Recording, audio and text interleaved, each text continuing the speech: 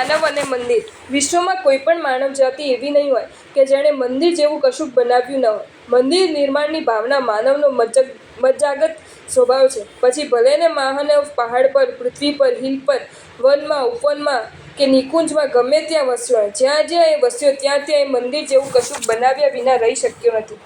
જાનવર અને માનવની જ્યારે જ્યારે ભેદરેખા દોરવામાં આવશે ત્યારે અવશ્ય નોંધ લેવી પડશે કે માનવ એટલે મંદિર બનાવનારું પ્રાણી. ઘર તો જાનવર પણ બનાવે છે, મંદિર માત્ર માનવ બનાવે છે. પોતાના આવાસ માટે કીડા મકોડા દરો બનાવે છે. સિંહ અને વાઘ ગુફાઓ અને બોડો બનાવે છે. ઉંદરો બિલો બનાવે છે. સર્પો રાફડા સર્જે છે. પશુ પંખીઓ માળા બનાવે છે. પરમાત્માનું ઘર માત્ર માનવ જ બનાવે છે. કુદરત તરફથી મંદિર બાંધવાનો એકાધિકાર માત્ર માનવને જ મળે છે, જે એણે યથાર્થ કરી જાણ્યો છે.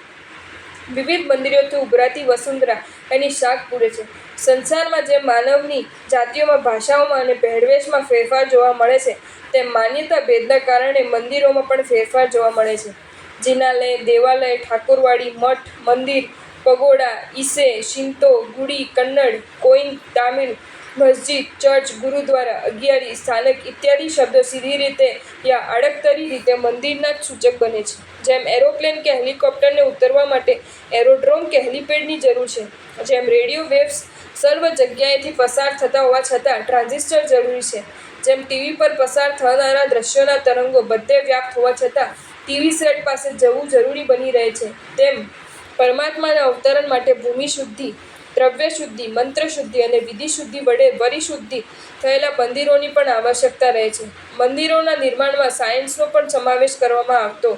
મંદિરોના ગોળ ઘુમ્મટ, ઊંચા શિખરો, ઘંટ, મૂર્તિ, તિલક, ટીકા વગેરે બધું વૈજ્ઞાનિક રીતે ગોઠવાયેલું છે. અંગ્રેજોએ જ્યારે હિન્દુસ્તાનના મંદિરો જોયા ત્યારે તેમને મંદિરો પ્રત્યે ઘૃણા વ્યક્ત કરેલી. ઇન્ડિયન ટેમ્પલોને અનહાઇજેનિક કહીને તેમને હાંસી ઉડાવેલી, કેમ કે આ દેશના મંદિરો ચારેકોરથી બંધ, બારી બારણાં વિનાના, અંધારા અને હવા ઉજાસ વિનાના હતા. અંગ્રેજોના ચર્ચો ચારે બાજુથી ખુલ્લા, હવા ઉજાસવાળા, અનેક બારી બારણાઓની સગવડવાળા, હાઇજેનિક હતા. પરંતુ વર્ષો બાદ જ્યારે ભારતીય મંદિરોની રચનાઓ પર સંશોધન થયું ત્યારે લોકોને સાચી વાતનો ખ્યાલ આવ્યો કે મંદિરોને ચારેકોરથી પેક રાખવાનું કારણ મંદિરની રિસેપ્ટિવિટી જળવાઈ રહે, એમાં સંતો દ્વારા પેદા થતી અધ્યાત્મની ઉર્જાઓ, સંવેદના, સંભાવનાઓ બહાર ન નીકળી જતા અંદર જ જકડાઈ રહે. ત્યાં ઉત્પન્ન થતા મંત્રોચ્ચારનો પવિત્ર ધ્વનિ એ રંગમંડપમાં જ ગુમરાયા કરે. ભટકતો ભૂલો પડેલો કોઈ પણ આત્મા પવિત્ર વાતાવરણમાં પ્રવેશ કરે તે ત્યાંના ચાર્જ વાતાવરણમાં ઝડપાઈ ગયા વિના ન રહે. શાંત, પ્રશાંત અને ઉપશાંત વાતાવરણની અસરથી તેના મનના વિચારો અને જીવનના પ્રવાહો મંદિરની પ્રિમાઇસીસમાં પ્રવેશ કરતાં જ પલટાઈ ગયા વિના ન રહે. આજના સુધારક માણસોએ મંદિરોને મોડર્નાઇઝ કરી નાખ્યા છે. મંદિરોની રિસેપ્ટિવિટી ખતમ કરી નાખી છે. ચારેકોરથી એરટાઇટ વાતાવરણમાં મનુષ્યનું મન સ્થિરતા ભણી ઢળી જાય છે. પૂર્વના ઋષિઓ જે સિદ્ધિઓ હાંસલ કરેલી તે કોઈ ચોગાન વચ્ચે બેસીને નહીં પણ ઊંડી અંધિયારી ગુફાઓમાં બેસીને. અજંટા અને ઇલોરાની ગુફામાં શિલ્પકારો જે કળાને પથ્થર પર રમતી કરી છે તે આજે પણ બેનમૂન ગણાય છે. તેમની કલાને પૂર બહારમાં ખીલવવામાં આ ગુફાઓનો વાતાવરણનો અસાધારણ સહયોગ રહ્યો છે. મંદિરના વિવિધ આકારોનું નામો જેવા કે કણપીઠ, પધ્ધર, રેખા, શંખવટો, જલવટો ઇત્યાદિમાં પણ રહસ્યો છુપાયેલા છે.